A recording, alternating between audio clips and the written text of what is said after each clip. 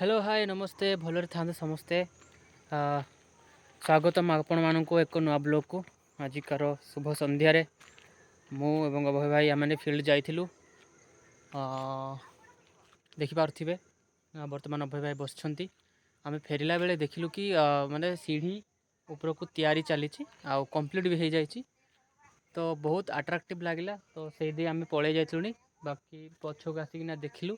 कि कौन मतलब यार सुंदर दृश्य कौन एक्चुअली बहुत सुंदर दृश्य ही अटे यार फ्यूचर प्लान अच्छी देखिपे चतुर्पार्श्व पत्थर एवं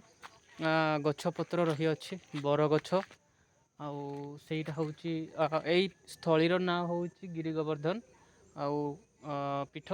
तो यार फ्यूचर को प्लान अच्छी से आज मतलब सीढ़ी कंप्लीट हो जाए यही जगटा बोधे किसी पुनरावृत्ति गठन हो पार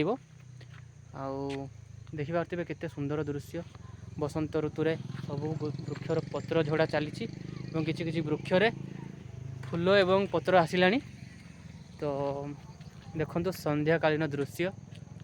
सूर्य आमनकर अस्तवा को जाऊँगी देखिपे